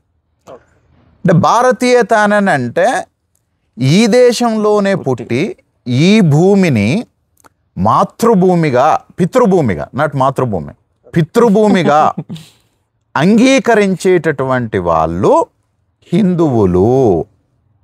పితృభూమి మాతృభూమి డిఫరెన్స్ ఉన్నది. రైట్. సో ఆర్ఎస్ఎస్ ఫౌండర్ ఏమో మాతృభూమి అని అంటాడు, సావర్కర్ ఏమో పితృభూమి అని అంటాడు. అంటే ప్రతిదాన్ని ప్యాట్రియార్కల్గా చూడటం అనేటటువంటి దాన్ని ఆయన మాట్లాడుతూ ఉంటాడు. సావర్కర్ అండర్స్టాండింగ్ ప్రకారము బుద్ధిస్టులు హిందువులే, సిక్కులు కూడా హిందువులే. వైదిక శైవ మతాల్ని పాటించే వాళ్ళు మాత్రమే కాదు, బుద్ధిస్టులు, సిక్కులు కూడా హిందువులే. అయితే ఈ మధ్య ఒక 30 సంవత్సరాలుగా మనకు కర్ణాటకలో ఒకటి చర్చ జరుగుతూ ఉంది. హిందువులు అని అంటే మరి లింగాయతులు కూడా హిందువులేనా? లింగాయత్, రైట్, అంటే శైవాన్ని ప్రాక్టీస్ చేసేటటువంటి వాళ్ళు కూడా హిందువులా? పర్టికులర్గా కర్ణాటకలో ఉన్న లింగాయత్ అనేటటువంటి ఒక కమ్యూనిటీ బసవ ఫిలసాఫికల్ మూమెంట్ ద్వారా ఇంపాక్ట్ అయినటువంటి వాళ్ళు సుమారు ఒక 4 లక్షల మంది ఒక పబ్లిక్ ప్లేస్ లోపల ఆర్గనైజ్ అయ్యి we are not Hindus, we are Lingayats అని అన్నారు. మా మతం హిందూ మతం కాదు, మాది లింగాయత్ మతం అని అన్నారు. ఈ మూమెంట్ బలంగా ఉండటం వల్లనే అక్కడ ఒక ఉమెన్, ఆమె జర్నలిస్ట్, ఆమెను చంపారు, Gauri Lankesh is a Lingayat community. Right. So Hindu ఎవరు అనే దాన్ని ఇప్పుడు అంటే శివుణ్ణి పూజించే లింగాయతులు కూడా మాది హిందూ మతం కాదు, మాది లింగాయత మతం అని అంటా ఉన్నారు. ఇప్పుడు ఎక్కువ అందరూ హిందూ మతంలో ఉన్న వాళ్ళు ఓన్ చేసుకొని పైకి అంటే ఎత్తుతున్న కార్యక్రమంలో లింగాయత్ అంటే ఇప్పుడు శివుని భక్తులు కూడా చాలా మంది మేము హిందువులము మేమే హిందువులం అని చెప్పుకుంటున్నారు. నేను అనేది అదే, హిస్టరీ లోపల కొన్ని ట్రాన్స్ఫార్మ్ అవుతూ వస్తూ ఉంటాయి. మీకు కమల్ హాసన్ అదేదో ఒక సినిమా తీస్తాడు, దశావతారం. దాంట్లో మీరు చూడండి, శైవులు రాజ్యం చేస్తూ ఉంటారు, అంటే కింగ్ ఉంటాడు. వైష్ణవ్ అనేటటువంటి వాడు చాలా నిష్టగా మతాన్ని ఆయన ఎథియిస్ట్ అని చెప్పుకుంటాడు. But you see that how he created the conflict in between Shaiva and Vaishnava. ఇదే ప్రాబ్లమ్ ఎథియిస్టులతోటి, రైట్? ఆయన కూడా ఎథియిస్ట్ అని క్లైమ్ చేసుకుంటాడు. కానీ ఒక ఎథియిస్టు రెండు మతాలు, వైష్ణవ శైవ మతాల మధ్యన ఘర్షణ ఉందని, శైవులు అనేటటువంటి వాళ్ళు క్షత్రియులు లేదా రాచరికం చేసేటటువంటి వాళ్ళు వైష్ణవ బిలీవర్స్ని చాలా క్రూరంగా హత్య చేసిర్రు అనేటటువంటి ఫామ్ని చెప్పి పెడతాడు. మనము కమల్ హాసన్కు ఫ్యాన్స్ అయిపోతూ ఉంటాం, right? What does it mean? What does it mean? అప్పుడుందా మరి హిందూ రిలీజన్? ఆయన చెప్పిన దాని ప్రకారం హిందూ రిలీజన్ ఉందా? నీ టెక్స్ట్లో నీ ఏదైనా నువ్వు హోలీ టెక్స్ట్, సాక్రెడ్ టెక్స్ట్ అంటున్నటువంటి దాంట్లో హిందూ పదం వైదిక మతము. There is no Hindu. భారతదేశానికి అయినా కానీ సమాజానికి ఇప్పుడు యువతకు కానీ మతం అంటే అది హిందూ మతం కావచ్చు, క్రిస్టియన్ మతం కావచ్చు, ముస్లిం మతం కావచ్చు, ఏదైనా మతం కావచ్చు, బౌద్ధ మతం కూడా కావచ్చు, ఈ మతం అనేది యువతకు అవసరం అంటారా సార్? అంటే ఇది చాలా ఒక ఇప్పుడు మనం చెప్పుకోవచ్చు మన మత్తు కంటే అది పెద్దగా ఇదైపోయింది యువతకు. అసలు చదువును, సమాజాన్ని, తన కుటుంబాన్ని అన్ని వదిలిపెట్టి కూడా ఓన్లీ మతం కోసం జై కొట్టే యువత ఈ భారతదేశంలో మొదలైంది. సో దీని మీద ఏమంటారు మీరు? అంటే మతం అనేటటువంటిది కేవలం యువత మీద మాత్రమే ఇంపాక్ట్ కాదు, అన్ని వయసుల వాళ్ళపైన రిలీజన్ ఇంపాక్ట్ అనేటటువంటిది ఉంటుంది. అయితే యాక్చువల్గా అంటే వాట్ ఈజ్ రిలీజన్ అనేటటువంటిది వీ నీడ్ టు డిఫైన్. నేను ఇప్పుడే చెప్పినాను కదా, అంటే సావర్కరు రిలీజన్ని డిఫైన్ చేయకపోయినా హిందూ అనేటటువంటి దాన్ని ఒక జాతిగా డిఫైన్ చేసే క్రమం లోపల ఒక జీవన విధానం, ఒక భారతీయత సాంస్కృతిక జీవన విధానం కలిగినటువంటి వాళ్ళు, అంటే భూమిని దేవతగా ఫీల్ అయ్యేటటువంటిది అనేదాన్ని. అయితే మనకు ఇస్లాం క్రిస్టియానిటీ లోపల ఏంటిది అని అంటే there is no structure to the god. Of course Brahmins also tells that వేదిక మతం కూడా గాడుకు రూపం లేదు అని అంటారు. అంటే అందులో కూడా మళ్ళీ గాడుకు రూపం ఇచ్చేటటువంటి వైదికత్వం ఉన్నది, గాడుకు రూపం లేనటువంటి వైదికత్వం ఉన్నది. అలా చాలా చాలా స్ట్రీమ్స్, చాలా డిఫరెంట్ స్కూల్స్ ఉన్నాయి మళ్ళీ విత్ ఇన్ ది వైదిక మతం లోపల. అయితే నేను ఇక్కడ మాట్లాడేటటువంటి విషయం ఏంటిది అని అంటే, మనము రిలీజన్ అంటే ఏంటిదో ఫస్ట్ డిఫైన్ చేసుకోవాలి. అంటే మీరు అడుగుతున్నటువంటి ప్రశ్న కూడా mostly influenced with that western atheism and Marxism. అంటే మతముని మీరు ఎట్లా అర్థం చేసుకుంటున్నారు అని అంటే, religion you try to understand. అంటే మీరు ఎక్కడి నుంచి అర్థం చేసుకుంటున్నారంటే, మతము అనగానే గాడ్ ఎసెన్స్ ఉంటుంది అనే దాన్ని అర్థం చేసుకుంటారు. Right? Religion is not just essence of the god. Godless religion is there and god religions are there. అంటే దైవిక భావన ఉండినటువంటి మతాలు ఉన్నాయి, దైవంతో సంబంధము లేనటువంటి మతము అనేటటువంటిది ఉన్నది. Right? Suppose you see that Buddhism, there is no importance to the god. అవు ఉన్నాడా లేడా అనేటటువంటి చర్చ కూడా అక్కర్లేదు. Right? So they feel that this nature has that power. That is what materialism theory. Right? Atheism కూడా ఎమర్జ్ అయినటువంటిది ఏంటిది అని అంటే రేషనలిస్ట్ మూమెంట్, అంటే పదార్థానికి శక్తి ఉంటుంది అని. ఎగ్జాక్ట్గా అదే ఫామ్ లోపల కాకపోయినప్పటికీ they didn't give any importance to the idea of the god. ఒక రకంగా చెప్పాలంటే జైనిజానికి కూడా దేవుడు లేడు, జైనం లోపల గాడ్ లేడు, బౌద్ధం లోపల గాడ్ లేడు. But they are considered as religion. అంటే మళ్ళీ చెప్తున్నాను, అంటే చూసే మిత్రులు అంటారు బౌద్ధము రిలీజన్ కాదు అని అన్నాను. అంబేద్కరే ఏమంటాడు అని అంటే మతము అని అంటే ఒక జీవన విధానం. ద రిలీజన్ ఈజ్ ఒక practice of life, way of life అని అన్నాడు. వే ఆఫ్ లైఫ్ అనేటటువంటిది అనేక అంశాలతోటి ఉన్నటువంటిది. అందులో దేవుడు అనేది ఒక అంశం, రైట్?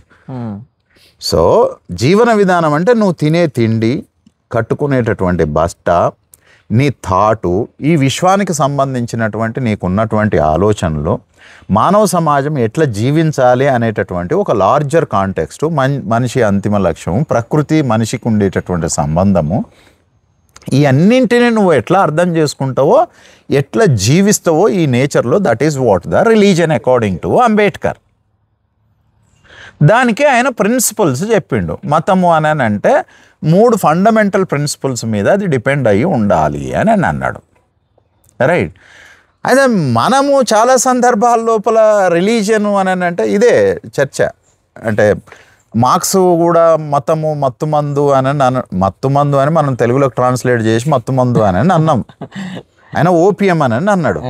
ఓపియం అని అంటే అది ఒక మెడికల్కి సంబంధించినట్టు, అంటే నీకు పెయిన్ నుంచి రిలీఫ్ చేసేది అని అంటే పెయిన్ నుంచి రిలీఫ్ చేసేది పర్మనెంట్ కాదు, జస్ట్ ఆ టైం అంటే నీకు టెంపరీగా నిన్ను అది రిలీఫ్ చేస్తుంటుంది. పెయిన్ మళ్ళీ అట్లనే ఉంటుంది. అంబేద్కర్ ఏమంటాడు అని అంటే religion can also give you a permanent solution అని అంటాడు. ఎందుకన్నాడు ఆయన? అంటే మతం అంటే అంబేద్కర్కు దేవుడు కాదు, మతం అంటే మనిషి ఈ నేచర్ లోపల ఎట్లా జీవిస్తాడో అది మతము. అంటే హిందూ మతం ఇప్పుడు తీసుకుంటే మతం అంటేనే దేవుడు అంటున్నారు. దాన్నే ఇప్పుడు రాజకీయ నాయకులు కూడా మొన్న జూబ్లీహిల్స్ ఎలక్షన్లో చాలా పెద్ద ఎత్తున వాడారు కూడా. సో ఇప్పుడున్న ప్రస్తుతం మతము అంటే కేవలం దేవుడు, హిందువులు వాళ్ళు కూడా, అంటే బీజేపీలో ఉన్న అంటే ఇక్కడ పొలిటికల్గా చెప్పుకుంటే బీజేపీలో ఉన్న నాయకులు, సభ్యులు మాత్రమే హిందూ మతములు వాళ్ళే దేవుని పూజించే వాళ్ళు అంటున్నారు. సో ఇది రాజకీయంగా పెద్దగా ఇంపాక్ట్ చూపిస్తుంది యువతకి. ఓన్లీ దేవుడు అంటే మతం అంటే దేవుడు అదే చెప్తున్నారు. సో యువత కూడా సేమ్ అదే ఇప్పుడు దానికే ఇంపాక్ట్. అంబేద్కర్ చెప్పిన జీవన విధానానికి ఫాలో అవ్వకుండా మతానికి యువత ఒక నోషన్ కి గురవుతున్నారు సార్. అది దళితులు ఉండడం అనేది చాలా బాధాకరంగా అనిపిస్తుంది. అలా బాధ కాదు విషయం సార్. మీరు చెప్పారు కదా, మీరు మతాలన్నీ కూడా జీవన విధానాలనే చెప్తున్నారు కదా. ప్రధానంగా అన్ని జీవన విధానాలు అయినప్పటికీ బుద్ధిజం ఎందుకు వెనక్కి అడిగేయడం జరిగింది? ముందుకి హిందూ మతమే ఎందుకు వస్తుంది? ఇది కూడా ఒక జీవన విధానమే కదా. అంటే హిందూ మతంలో ఏమన్నా అంటే రాజకీయమే ఎక్కువ నడుస్తుంది అంటే పొలిటికల్ గా. మీ ఒపీనియన్ ఏంటి మతాలపై? నేను అదే అనేది, అంటే యాక్చువల్గా బౌద్ధమే కాదు, ఎథియిజం కూడా ఒక మతమే, రైట్? మళ్ళీ మీకు డిఫికల్ట్ ఉంటుంది, అంటే మీ మైండ్ యాక్సెప్ట్ చేయదు మాది మతం కాదు అని అన్నాను. నేను ఏమంటున్నా, మీది ఒక జీవన విధానం అని అనుకున్నప్పుడు, ఎథియిజం ఒక జీవన విధానం అనుకున్నప్పుడు అది కూడా మార్క్సిజం కూడా మతమే, సోషలిజం కూడా మతమే. ఇప్పుడు అంబేద్కరిజం కూడా ఒక మతం అంటారా సార్? రైట్. అంటే మన మైండ్ కూడా వాన్లోనే ఉన్నది. వాట్ ఈజ్ రిలీజన్ అనే దగ్గర మనం కూడా అక్కడి నుంచే అర్థం చేసుకుంటూ వస్తూ ఉన్నాము. వాట్ ఈజ్ రిలీజన్ అనే దగ్గర రిలీజన్ని మనము God identity religion and non God identity religion, ఇంకా అసలు ఆ కాన్ఫ్లిక్ట్నే మనం తీసేసేయాలి అని అంటే మతానికి చాలా ప్రోగ్రెసివ్, చాలా ఎలాబరేటివ్, యూనివర్సల్ డెఫినేషన్ ఇచ్చినటువంటిది అంబేద్కర్. అంటే ఒక సమూహ జీవన విధానమే ఒక మతం. వాళ్ళు ఎట్లా బతుకుతారు, ఎట్లా తింటారు, ఏం కట్టుకుంటారు, ప్రకృతితోటి వాళ్ళు ఎట్లా మమేకమై జీవిస్తూ ఉంటారు, ఈ ప్రకృతికి మనుషుల మధ్యన ఉండేటటువంటి ఒక మానవీయతని నిర్మించటం లోపల వాళ్ళకు ఉండేటటువంటి thoughts, principles, this is what the religion. అందులో గాడ్ ఉండొచ్చు, ఉండకపోవచ్చు. అందుకే చెప్పినాను, గాడ్ అనేటటువంటిది ఒక చిన్న పార్ట్ మాత్రమే. మతం అనేటటువంటి ఒక లార్జర్ ఫ్రేమ్ వర్క్ లోపల గాడ్ అనేటటువంటిది ఒక చిన్న డాట్ లాంటిది. మనం ఒక చిన్న డాట్ని పట్టుకొని రిలీజన్ అని మనము మాట్లాడుకుంటాం, రైట్? సో కాబట్టి that is not a right understanding. అయితే కేవలం యువకులు మాత్రమే కాదు, అంటే వృద్ధుల మధ్యన కూడా మతానికి వాళ్ళనే ఎందుకని అంటారు. ఇప్పుడు I see many people who talk about that Marxism. వాళ్ళు దేవుడి విషయంలో చాలా క్లియర్గా ప్రాక్టీస్లో ఉంటారు, రైట్? నేను చూసిన చాలామంది వాళ్ళు ఏథియిస్టులు అంటారు, ఏథియిస్ట్ ముచ్చట చెప్తూ ఉంటారు. They also practice that cost and religion. Socialist అంటారు, అంబేద్కరిస్టులు అని అంటారు, వాళ్ళు కూడా దాన్ని ప్రాక్టీస్ చేయాలి. చాలా సందర్భాల లోపల నాకు హ్యాపీ అనిపించేది ఏంటి అని అంటే, చదువుకున్నోడి కంటే చదువు లేనివాడు ఈ విషయాల లోపల చాలా ప్రోగ్రెసివ్గా కనపడ్డాడు. సుమారు నేను మా మిత్రులతోటి కలిసి దాదాపు ఒక 100 పెళ్ళిళ్ళు చేసినాం. Of course with in the cost, out side the cost కూడా చేసినాం. కానీ బాగా తక్కువ చదువుకున్నటువంటి వాళ్ళేమో బుద్ధిస్టు, సత్యశోధకు, రైట్, సెల్ఫ్ రెస్పెక్టు, రకరకాల మ్యారేజ్లు చేసుకున్నారు. అంబేద్కర్ మీద పిహెచ్డి చేసిన వాళ్ళు, పూలే మీద ఉపన్యాసాలు ఇచ్చే వాళ్ళేమో religious marriage, house warming, religious Satyanarayana వ్రతాలు ఇట్లాంటివన్నీ చేశారు. అంటే రిలీజియన్ ఎఫెక్ట్ అనేటటువంటిది కేవలం సామాన్యమైనటువంటి దళితులు వాళ్ళే కాదు. రిలీజన్ అనేటటువంటిది బాగా చదువుకొని నువ్వు పొద్దున్న లేస్తే ఈ సోషల్ రివల్యూషనరీస్ గురించి మాట్లాడేటటువంటి మనుషుల లోపల కూడా ఉన్నది.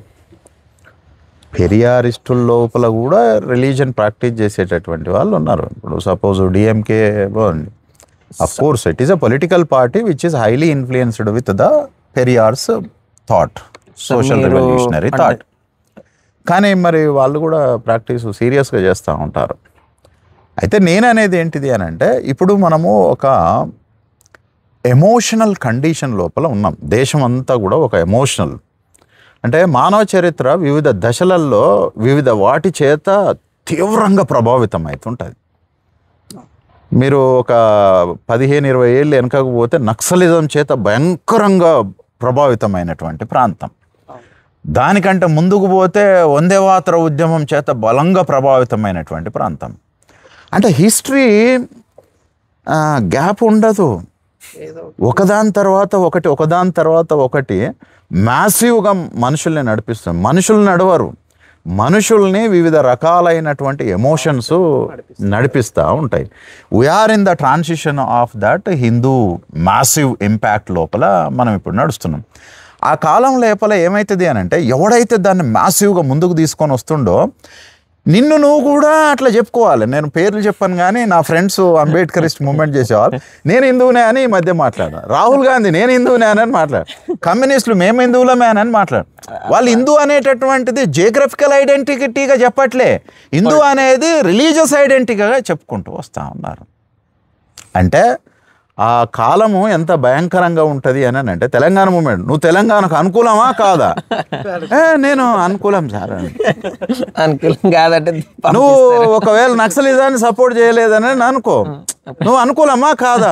నువ్వు ద్రోహివి, రైట్? ఈ ద్రోహము అనేటటువంటిది వివిధ ప్రిఫిక్స్ తోటి యాడ్ అవుతూ ఉంటావు. ఒక దశలో సోషలిస్టు ద్రోహి అంటాడు, ఒక దశ లోపల తెలంగాణ ద్రోహి అంటాడు, ఒక దశలో హిందూ ద్రోహి అంటాడు, ఒక దశలో దేశ ద్రోహి. అంటే మన మానవ చరిత్ర మొత్తం పరిణామం లోపల మనం ద్రోహులమా కాదా ప్రూవ్ చేసుకోవటానికే సరిపోతుంటుంది జీవితకాలం అంతా. ఇప్పుడు మనము ఒక ద్రోహిమి అంటే దేశద్రోహి అదా కాదా అనేటటువంటి ప్రూవ్ చేసుకునే టైం లోపల ఒక ఇంపార్టెంట్ విషయం మీరు అడిగా, అంటే ఎందుకు ఇట్లా ఉంటుంది అంటే, నేనేమంటున్నానని అంటే, Ambedkar told that the most powerful weapon in the universe for all the time of human history, అంటే మొత్తం మానవ చరిత్ర లోపల అత్యంత శక్తివంతమైనటువంటిది ఏంటిది? పవర్ అని అంటాం కదా మనం చాలాసార్లు, పాలిటిక్స్ పవర్ అని అనుకుంటాం. అందుకనే మనము మాస్టర్ కీ అని అంటుంటాం. Of course it is master key, right? Ambedkar చెప్తాడు, కన్షరామ్ గారు చెప్తారు మాస్టర్ కీ అని అనేది. ఇంకొద్ది మంది ఏమనుకుంటారు అని అంటే economy is power, yes, right, డబ్బు ఉంటే కొండ మీద కోతినైనా దించవచ్చు అని అదేదో సినిమాలో కూడా పాట ఉంటుంది, రైట్. డబ్బు ఉంటే ఏదైనా వచ్చేస్తుంది, you can achieve anything else if you have that wealth అని. అంబేద్కర్ ఏమంటాడంటే ఈ రెండు శక్తివంతమైనవి కావు. అంటే సమాజాన్ని పరివర్తన చేసేటటువంటి ఇన్హరెంట్ పవర్ అనేటటువంటిది రిలీజియన్కు ఉంటుంది. మతం చాలా శక్తివంతమైంది, రాజకీయాల కంటే ఆర్థికం కంటే అత్యంత శక్తివంతమైనటువంటిది కేవలం మతం మాత్రమే. అందుకనే మీరు చూడండి, బీజేపీ కాదు, బీజేపీ అనేటటువంటిది ఆర్ఎస్ఎస్ చేతిలో ఒక చిన్న వెపన్. ఆర్ఎస్ఎస్ కృష్ణుడు, బీజేపీ అర్జునుడు. ఇది నేననలే, గోల్వాల్కరే అంటాడు ఒక ఇంటర్వ్యూ లోపల. గోల్వాల్కర్ ఏమంటారు అంటే, ఆయన బుక్ నా దగ్గర ఉన్నది, నేను చదువుతాడు. గోల్వాల్కరు అడుగుతున్నప్పుడు ఆయన అంటే వాళ్ళు మొదట ఏం చేసిరు అని అంటే హిందూ మహాసభ, తర్వాత జనసంఘులో ఆయన బెంగాల్ శ్యాంప్రసాద్ ముఖర్జీ కొంచెము ఆర్ఎస్ఎస్ కంటే తనే సుప్రీం అనేదాన్ని చేయబోతూ ఉంటాడు. చేయబోతూ ఉన్నప్పుడు ఆయన చాలా క్లియర్గా ఒక మాట చెప్తాడు, RSS is like A Krishna and Jan Sangh is Arjuna, right. Thought అనేటటువంటి వాళ్ళకు బీజేపీ అనేది కేవలం ఒక వెపన్ మాత్రం. ఆర్ఎస్ఎస్ లేకపోతే బీజేపీకి శ్వాసతోటి ఉండదు, దానికి శ్వాస, ధ్యాస, లక్ష్యము, అంతిమంగా దాని బ్యాక్గ్రౌండ్ అయినటువంటి RSS. Culture is most powerful thing. అదే మీరు అన్నారు కదా, మొత్తం యువత అంతా ఇట్లా మతం మానియో లోపల ఊగుతుంది, ఈ దేశం ఊగుతుంది, యువకులు కాదు, దేశం దాంట్లో ఊగుతుంది, రైట్. ఈ ఊగుతున్నటువంటి మొత్తం దేశము ఒక మానియా లోపల ఉన్నది. It is a kind of A historical, అంటే ఒక చారిత్రకమైనటువంటి దశ ఇది. మొత్తం భారతదేశం యొక్క చరిత్ర లోపల ఇది ఒక దశ, మతం అత్యంత శక్తివంతంగా పనిచేస్తున్నటువంటి దశ. నేనేమంటానంటే మీరు వినండి, ఒక బ్రాహ్మడు అబద్ధాన్ని చెప్తే లోకం మొత్తం నమ్మేస్తుంది. They don't use any of rational thinking. అది అబద్ధమని స్పష్టంగా కనిపిస్తున్నా సరే అందరూ దాన్ని బిలీవ్ చేసేస్తారు. నువ్వు నిజం చెప్పినా కూడా ఎవ్వడు నమ్మడం. ఎందుకు అంటే అతను రూల్ చేస్తున్నారు కాబట్టి. నో హైరార్కీలో ఉన్నారు. The issue is the power of interpretation. Power అనేటటువంటిది ఎట్లా ఉంటుంది అంటే, ఒకడాట మేకను తీసుకొని పోతున్నాడు, ఎవడో ఎదురొచ్చేసి అరే ఈ కుక్క భలే ఉంది కదా అని అన్నాడట. కళ్ళు దొబ్బినాయా నీకేమన్నా? మేకను పట్టుకొని పోతుంటే కుక్క అంటున్నావు అని చెప్పాను అన్నాడు. ఈడు ఇంకొక 200-300 మీటర్లు వెళ్ళిపోయాడు, ఇంకొకటి ఎదురొచ్చేసాడు, కుక్క ఈ నల్ల రంగు భలే ఉన్నది అని అన్నాడట. ఏమవుతుంది రెండోసారి అంటే కొంచెం డౌట్ స్టార్ట్ అవుతూ ఉంటుంది, రైట్. ఆడు ఉండి ఏమా మీ గుడ్డోళ్ళ ఏందా అంటే, ఇంతకుముందు ఎవడో అన్నాడు ఏమయ్యా మీరు అని అంటుండానంటే, ఇంతకుముందు ఎవడో అన్నాడు అని, ఈడు ఏంది ఇట్లా అంటున్నాడు ఆడన్నాడు. అప్పుడేమో గట్టిగా ప్రశ్నించిండు, కళ్ళు దొబ్బినాయని. రెండోసారి ఏమో మీకు కనీసం ఆలోచన ఉండదా, కుక్కకు మేకకు తేడా తెలియదు. ఇంకా కొంచెం దూరం పోయిండట. ఇంకా కొంచెం దూరం పోయిన తర్వాత ఇంకోటి ఉండి ఏమన్నాడు అని అంటే, అరే కుక్క జనరల్గా అది మన ఒక మేజర్ కలర్ ఉంటుంది కదా, దాన్ని ఏమంటారు, కొంచెము ఎల్లో ఇష్యూ కొంచెం రెడ్ ఇష్యూ మిక్స్ అయి ఉండే, కానీ కుక్క నల్ల కలర్లో చాలా బాగుంది అని అన్నాడట. ఇక చూడు వానికి వాని మీద అనుమానం స్టార్ట్ అయింది. నేను తప్పు చూస్తున్నాను. రైట్. ఆ నుంచి ఇంకా కొంచెం ముందుకు పోయిండట. ముందుకు పోయిన తర్వాత కుక్క నల్లగా ఉన్నా సరే అక్కడక్కడ దీనికి తెల్ల చారికలు ఉండటం వల్ల బాగా అందంగా కనపడుతుంది అని అన్నాడట. he decided that It is a doubt. no doubt clarified. ఇప్పుడు It is a dog. Confirm అయిపోయింది. ఇక ఇది మేక కాదు, నేను కుక్కని తీసుకొని నేను మేక అని అనుకుంటున్నా అని. ఇప్పుడు ఇది కుక్కే. ఇంకా కొంచెం ముందరికి పోయిండట.